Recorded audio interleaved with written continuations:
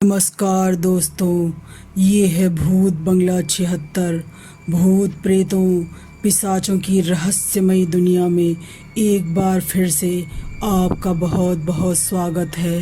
तो एक बार फिर से डरने के लिए और डर की आहट पाने के लिए हमारे चैनल को ज़्यादा से ज़्यादा लाइक, शेयर एंड सब्सक्राइब करें और हाँ, बेल आइकॉन दबाना ना भूलें। दोस्तों, हमेशा से ही हमारे प्राचीन ग्रंथों में यक्ष यक्षिणियों का उल्लेख आता है। ये यक्षिणियाँ कई प्रकार की होती हैं। ये इतनी सुंदर होती हैं कि कोई भी व्यक्ति इनकी सुंदरता के जाल में आसानी से फंस सकता है। लेकिन ये एक भयानक सच्चाई है कि जब ये अपने वास्तविक स्वरूप में आती हैं तो ये देखने में इतनी डरावनी, कुरूप और भयानक होती हैं जो आप कभी सपने में भी नहीं सोच सकते। और ये निश्चरी यानी कि रात में दिखती हैं। ये खून भी पीती हैं और आदमी या औरतों से उनकी जवानी छीनकर खुद हजारों सालों तक जिंदा रहती हैं। तो आज की जो कहानी है वो उस रतिप्रिया यक्षिणी की है जो एक वृक्ष पर निवास करती थी और जिसने अपने माया जाल में एक आदमी को फंसाकर उसकी नई नवेली दुल्हन को किस तरह मौत के मुंह तक पहुंचा देती है। ये कहानी उत्तर प्रदेश के एक छोटे से गांव रघुनाथपुर की है। बात सन 2006 की है। यह एक किसान परिवार की कहानी है जिसमें माता पिता और उनके 2 बेटे राजू और रतन रहते थे। रतन की उम्र 30 साल और राजू की 25 साल होती है। रतन की शादी हुए कई साल बीत चुके थे। राजू की अभी नई नई शादी हुई थी। जहां रतन सरकारी नौकरी से अच्छा खासा पैसा कमा रहा था, वहीं राजू को पढ़ने में अच्छा न होने के कारण दिन रात खेतों में काम करना पड़ता था। उसके पास कुल 4 बीघा खेती थी जिससे घर का खर्च किसी तरह चलता था। राजू देखने में काफ़ी अच्छा लगता था। उसका व्यक्तित्व आकर्षक था। वहीं रतन न तो सुंदर था और उसका रंग भी काला था। रतन के पास अपनी एक मोटरसाइकिल थी जिस पर वह अपनी पत्नी को बैठाकर घुमाता था। लेकिन राजू के पास अपनी खुद की कोई मोटरसाइकिल नहीं थी। ये बात उसे काफ़ी खटकती थी। उसके पास केवल एक साइकिल थी जिससे वह खेतों पर आता जाता रहता था। राजू भी चाहता था कि उसके पास अपनी खुद की मोटरसाइकिल हो जिसमें वह अपनी पत्नी को घुमा सके। वो लोग अपने पुश्तैनी मकान में रहते थे जो काफ़ी बड़ा था। घर में एक बहुत बड़ा आंगन था और आंगन के चारों तरफ कमरे थे और आंगन खुशबूदार पेड़ पौधों से सजा हुआ था। घर से निकलते ही, मुख्य द्वार से निकलते ही कच्ची सड़क जाती थी। वहाँ पर पक्की रोड नहीं बनी थी। घर से दाहिनी तरफ चलते ही एक भारी सा गूलर का पेड़ था और घर के बाईं तरफ चलते ही कुछ दूर दूसरी पट्टी पर वीर पहलवान बाबा का एक छोटा सा मंदिर था। आसपास 2-4 लोगों के ही घर थे। ज़्यादा घनी आबादी नहीं थी। रात में वो रास्ता काफ़ी सुनसान हो जाता था। चारों तरफ हरे भरे खेत थे। रात में चारों तरफ झींगुरों की आवाज़ें आया करती थीं जो रास्ते को और भी डरावना बनाती थीं। राजू का खेत घर से 2 किलोमीटर दूर पड़ता था जहां वो रोज़ साइकिल से जाया करता था। उसकी पत्नी रोज़ सुबह उसे खाना देकर खेत के लिए विदा करती थी। शादी को अभी 2 हफ्ते ही बीते थे। जाड़े के दिन में खेत में पानी लगाने के लिए राजू को रात बिरात जाना पड़ता था। तो ऐसे ही वो जाड़े की एक रात थी जब राजू खेत में पानी लगाने के लिए रात 9 बजे निकल पड़ा। सब काम खेत में निपटा कर लौटते समय करीब 12 बज गए। उस दिन चांदनी रात थी। खेत चांद की रोशनी में जगमग जगमग कर रहे थे और उसकी साइकिल अचानक से पंचर हो जाती है। तो वो पैदल ही पैदल रास्ता तय कर रहा था। तो कुछ ही दूर उसे अपने घर के पास वाले गूलर के पेड़ के नीचे लाल कपड़ों में सजी एक बेहद ही खूबसूरत नवयुवती दिखाई देती है। जब वह पेड़ के पास पहुंचता है तो वो उस नवयुवती को देखता ही रह जाता है। वो बहुत ही ज़्यादा खूबसूरत थी। राजू उसे अपलक निहारता रह जाता है। वो अपनी साइकिल वहीं रोककर उस नवयुवती से पूछता है कि आप इतनी रात को यहाँ क्या कर रही हैं। तो राजू बोलता है, आइए मैं आपको आपके घर तक छोड़ देता हूँ।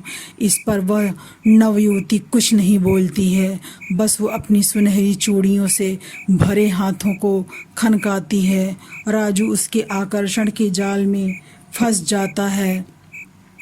वह कुछ बोल नहीं पा रहा था। वो नवयुवती उससे कहती है कि तुम मुझे बहुत पसंद हो और मैं तुम्हारे साथ रहना चाहती हूँ, और तुम्हें मोटरसाइकिल चाहिए ना, मैं तुम्हें बहुत सारा पैसा दूंगी जिससे तुम्हारी गरीबी दूर हो जाएगी। राजू सम्मोहित सा पूछता है वो कैसे। तो वो अपने दोनों हाथों से एक एक चूड़ी जो कि सोने की थी उसे उतार कर राजू को दे देती है और कहती है कि मैं रोज़ तुम्हें यहीं मिलूँगी, जब भी तुम्हारा मुझसे मिलने का मन हो यहाँ आ जाया करना, और अगर नहीं आए तो मैं तुम्हारे पास चली आऊँगी। और इतना कहकर वो कहीं गायब हो जाती है। राजू का सम्मोहन टूटता है तो उसके हाथ में 2 चूड़ियाँ रहती हैं। सम्मोहन में रहते हुए भी उसे सब याद रहता है। जब वो चूड़ियाँ देखता है तो वो सोने की लगती हैं। वो रात में घर में आकर सो जाता है। सुबह होते ही वो सुनार के पास जाता है और वो चूड़ियाँ शुद्ध सोने की निकलती हैं। लालचवश वो इतना खुश होता है कि वो चूड़ियाँ अपनी पत्नी के दोनों हाथों में पहना देता है और कहता है, पहन लो, ये चूड़ियाँ मैं तुम्हारे लिए लाया हूँ, शुद्ध सोने की हैं। तो इस पर इसकी पत्नी पूछती है कि तुम मेरे लिए इतनी महंगी चूड़ियाँ कहाँ से लाए। तो इस पर राजू बोलता है कि तुम आम खाओ, गुठलियाँ मत गिनो, अब हम जल्द ही माला माल हो जाएंगे और हमारी अपनी मोटरसाइकिल होगी। ये सब सुनकर उसकी पत्नी खूब खुश हो जाती है। उसके बाद रोज़ रात 12 बजे राजू अपने घर से चुपके से निकलकर उस युवती से मिलता रहता है। वो उसे रोज़ 2 चूड़ी अपने हाथ से निकाल कर दे देती और वो चूड़ी वो हर सुबह अपनी पत्नी के दोनों हाथों में पहना देता। एक दिन अपनी बहू के हाथ में इतनी सारी सुनहरी चूड़ियाँ देखकर सास का माथा ठनकता है और वो राजू की बीवी से पूछती है, क्यों री, ये चूड़ियाँ जो तूने अपने हाथ में पहनी हैं ये तो सोने जैसी लग रही हैं। तो इस पर राजू की बीवी बोलती है, नहीं नहीं माँ जी, ये चूड़ियाँ तो हाँ सोने की ही हैं, राजू को खेत में पड़ी मिली थी। सास बहुत खुश हो जाती है कि राजू की तो किस्मत खुल गई, लेकिन कुछ ही दिन में बहू की तबीयत खराब रहने लगती है। उसे दिन भर तेज बुखार रहता। धीरे धीरे काम काज छोड़कर वो बिस्तर पकड़ लेती है और बहुत इलाज करवाया पर कोई फ़ायदा नहीं होता। राजू भी अब अपनी पत्नी से कटा कटा रहने लगता है। एक रात राजू के पिताजी को नींद नहीं आ रही थी तो वो बरामदे में टहलने जाते हैं। तो वहाँ वो जो देखते हैं उस पर उन्हें विश्वास ही नहीं होता। वो देखते हैं कि राजू आंगन में पलंग डालकर किसी से मीठी मीठी बातें कर रहा था, जैसे उसने किसी का हाथ पकड़ कर रखा हो। पर पलंग पर तो वो बिल्कुल अकेला लेटा था, कोई दिख भी नहीं रहा था, लेकिन पायलों के छनकने और चूड़ियों की खनकने की आवाज़ें आ रही थीं, जैसे उसके साथ कोई औरत हो। थोड़ी देर बाद एक खुशबू से भरा झोंका आता है और ऐसा लगता है जैसे कोई औरत पायल पहनकर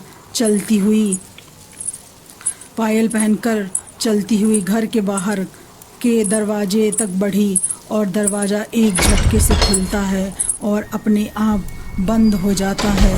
राजू के पापा राजू की मम्मी को रात में घटी सारी बातें बताते हैं। इस पर राजू की माँ बोलती है, आपका दिमाग जो है वो थोड़ा सटक गया है, आपको कोई गलत फहमी हो गई होगी। हो सकता है कि बीवी की बीमारी के गम में उसकी ऐसी हालत हो गई हो। पता नहीं किसकी नज़र लग गई है हमारे घर को। राजू के पापा राजू से पूछते हैं कि कल रात तू किससे बात कर रहा था। तो इस पर राजू बोलता है कि किसी से भी तो नहीं, आप भी कुछ भी बोलते हैं। उसके पिता को शक हो जाता है कि कुछ तो है राजू हमसे जो राजू हमसे छुपा रहा है, कुछ तो गड़बड़ है, क्योंकि उसे अपनी बीमार पत्नी के साथ कमरे में होना चाहिए, न कि आंगन में। दूसरी रात राजू के पापा आंगन में लगे खंभे के पीछे छुप जाते हैं। जैसे ही रात के 12 बजते हैं, गेट के बाहर के सारे कुत्ते अचानक से ज़ोर ज़ोर से रोने लगते हैं। घर का मेन गेट अपने आप खुल जाता है और खुशबूदार हवा का एक तेज़ झोंका आता है और पायल की छन छन और चूड़ियों की खनक के साथ लाल जोड़े में सजी एक बहुत ही खूबसूरत नवयुवती अंदर आती है। दरवाज़ा अपने आप अंदर से बंद हो जाता है। वो नवयुवती आंगन में राजू के बिस्तर पर राजू के बगल में लेट जाती है और उसके सर पर हाथ फेरने लगती है। राजू भी जैसे सम्मोहित सा उसका हाथ अपने हाथ में पकड़कर बातें करने लगता है। कुछ देर बाद वो राजू को 2 सोने की चूड़ियाँ अपने हाथों से उतार कर देती है और राजू को वो चूड़ियाँ ले लेता है। उसके बाद वो नवयुवती घर से बाहर चली जाती है और दरवाज़ा अपने आप बंद हो जाता है। राजू रात में ही वो चूड़ियाँ लेकर अपनी बिस्तर से लगी बीमार बीबी के हाथ में पहना देता है। राजू के पापा को सब माजरा समझ में आ जाता है, क्योंकि वो सब चीज़ें देख चुके, अपनी आँखों से देख चुके थे। वो सोचते हैं कि राजू को कोई चुड़ैल ने अपने वश में कर रखा है। तभी मैं कहूँ कि आंगन में लगे ये महकदार हरे भरे पौधे पानी देने के बावजूद क्यों सूखे जा रहे हैं। सुबह होते ही राजू के पापा घर के पास ही वीर पहलवान बाबा के मंदिर में जाते हैं और वहाँ से भभूत ले आते हैं। वो भभूत वो अपने बेटे और बहू दोनों पर छिड़कते हैं, जिससे राजू और उसकी पत्नी रानी उस रहस्यमयी औरत के सम्मोहन से निकल आते हैं और दोनों ही बेहोश हो जाते हैं। जब राजू होश में आता है तो पूछने पर वह बताता है कि कुछ दिन पहले जब मैं खेत से रात में 12 बजे लौट रहा था तो मुझे एक लाल जोड़े में सजी एक बहुत ही सुंदर औरत दिखती है।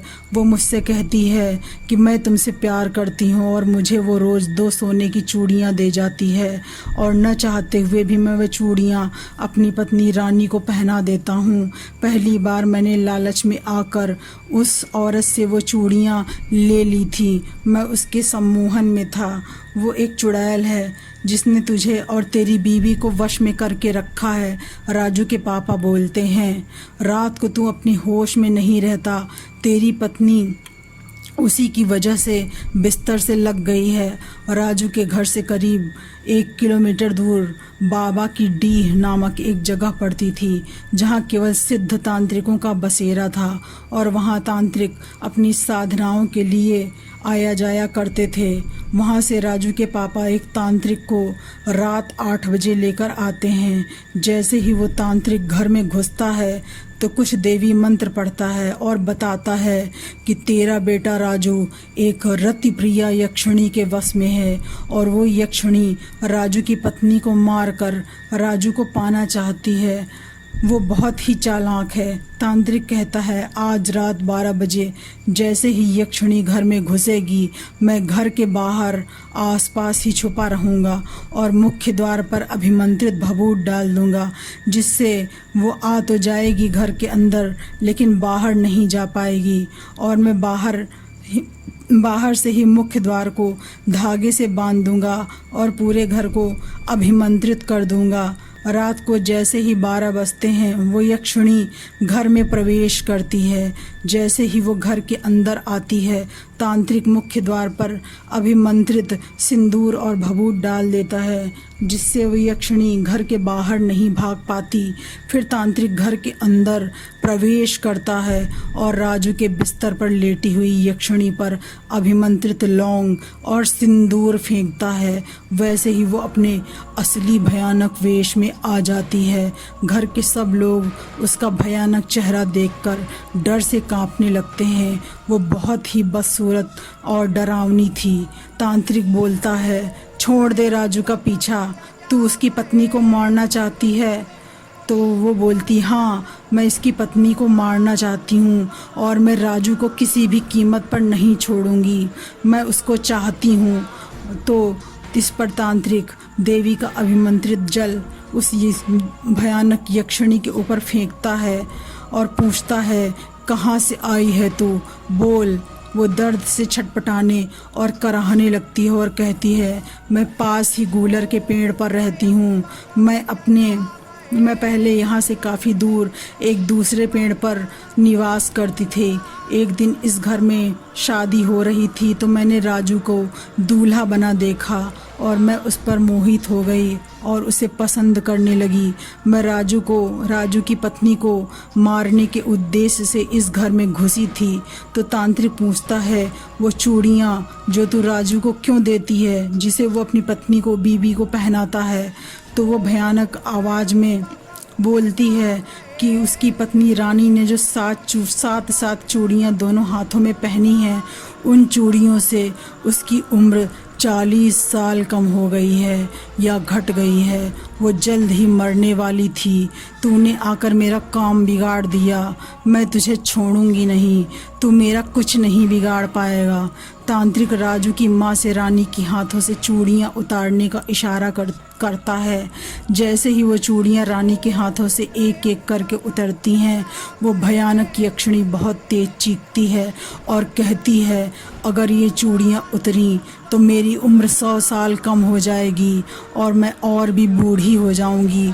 मुझे छोड़ दो, मैं किसी को भी परेशान नहीं करूंगी। वो रानी की जवानी चूसकर खुद जवान होती जा रही थी। वो यक्षिणी बोलती है, मैं उस पेड़ को भी छोड़कर हमेशा के लिए राजू की ज़िंदगी से चली जाऊंगी, मुझे छोड़ दो। तब मुख्य द्वार से वो तांत्रिक अभिमंत्रित भभूत हटा देता है और वो भयानक यक्षिणी घर छोड़कर कहीं चली जाती है। घर और उस गूलर के पेड़ को पवित्र धागे से बांधकर कीलित कर दिया जाता है और उन चूड़ियों को वो तांत्रिक नदी में बहा देता है। धीरे धीरे उसकी पत्नी ठीक होने लगती है। तो दोस्तों, कैसी लगी आपको आज की कहानी, कमेंट बॉक्स में ज़रूर बताएं और इसी तरह हमें प्यार और सहयोग देते रहिए। और हाँ, आप सभी को कमेंट्स के लिए दिल से बहुत बहुत धन्यवाद। तो मिलते हैं एक नई कहानी के साथ अगले हफ्ते। नमस्कार।